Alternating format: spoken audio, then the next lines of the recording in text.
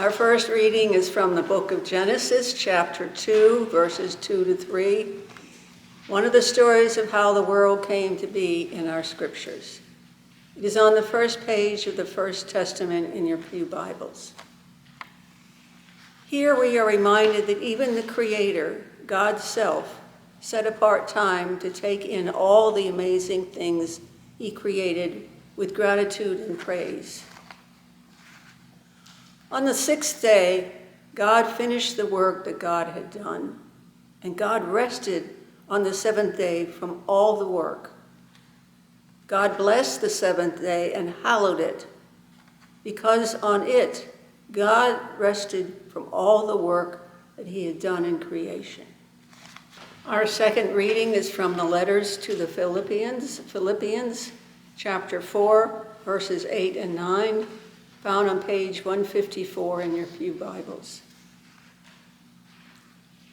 In it, the letter writer offering this fledgling Christian community some examples of what to hallow in and through their prayer and praise, and what to set apart their time and attention toward.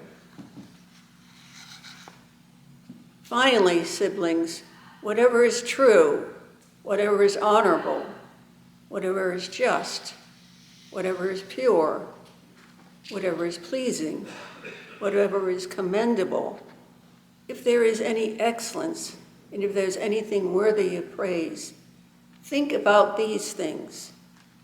As for the things that you have learned and received and heard and noticed in me, do them, and the God of peace will be with you.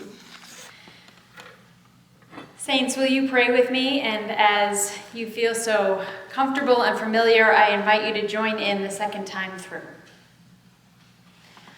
Let the words of my mouth and the meditations of our hearts be acceptable in thy sight, O God. Let the words of my mouth and the meditations of our hearts be acceptable in thy sight, O God. Amen.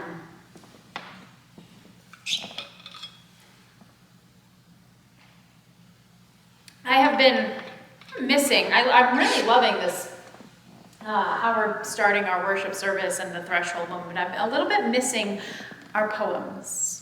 So I thought I'd start this morning's message with a poem for you. It's called Praise the Rain, and it's by Joy Harjo. Praise the rain, the seagull dive, the curl of plant, the raven talk. Praise the hurt, the house slack, the stand of trees, the dignity. Praise the dark, the moon cradle, the sky fall, the bear sleep. Praise the mist, the warrior name, the earth eclipse, the fired leap. Praise the backwards, upward sky, the baby cry, the spirit food. Praise canoe, the fish rush, the hole for frog, the upside down.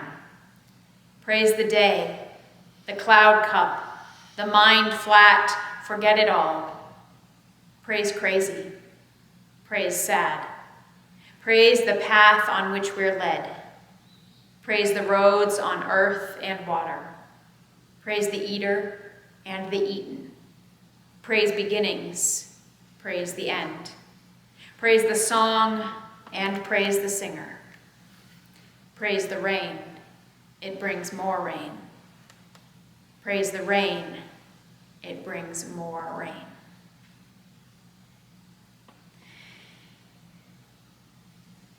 I love this topic for this morning, this focus on praising and on hallowing. What is hallowed to us? What is worthy of praise? I think it's fitting that the origins of the word worship are a combination of the Old English words for worth and attribute. To worship is to attribute worth to something or someone. This is what we do on Sunday mornings when we worship, is to attribute worth to our Creator, worth to a gathering of community and folks. This series on prayer might be tricky for some folks because prayer itself can be tricky for many of us. We're not sure what exactly we're doing with praying. We're not sure who exactly we're praying to and what exactly is supposed to happen. But Frederick Buechner, who I mentioned last week, I think, actually, had a little thing to say about prayer. He wrote, "Whatever else it may or may not be, prayer is at least talking to yourself, and that's in itself not always a bad idea. Talk to yourself about your own life, about what you've done and what you've failed to do, and about who you are and who you wish you were and who the people you love are and the people you don't love too. Talk to yourself about what matters most to you, because if you don't, you may forget what matters most to you. Even if you don't believe anybody's listening, at least you'll be listening." Hallowing. Worshiping. Naming something as worthy of praise. Sometimes I think that's enough for prayer. To just name it as worthy to be praised, as worth attention. I think many of the great poets and theologians have discovered a deep, abiding faith and peace in simply paying attention. Bringing their attention to that which surrounds them, marking it hallowed and holy by marking it worthy of attention and praise. Mary Oliver certainly did that often enough. What would it be like for us to do that? To journey through this world, through our existence, and to pay attention to what is around us and offer praise. Mark it as holy, no matter how ordinary it is. Hallowed be the worm and the woodcock. Worthy is the glacier. Hallowed be the aching joints. Worthy is the darkness. Hallowed be the yard sale.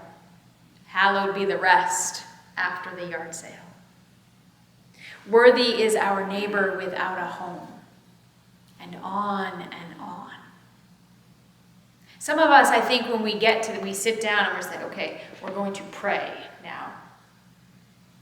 Our minds go blank. Anybody else have that experience? You sit and you're like, okay, what am I supposed to say? One, I think that might be a good time to break out the Lord's Prayer. I think that's a good reason that Jesus said that. Here's how you pray. This is to get things started. But also just start paying attention. Holy is the breath. Worthy is the heart. Holy is the pew. Worthy are my shoes. Holy is the breeze. And suddenly there is an unending list of things to name and pray about.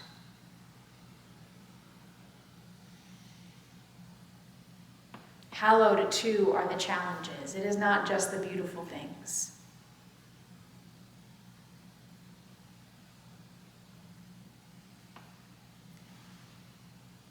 They are holy. They are known to God. We're not telling God anything that God does not already know. But like Frederick Buechner said, we're reminding ourselves, if no one else. What is holy to us? Hallowed be. worthy is. Let that be our practice and prayer this week as we move throughout the world.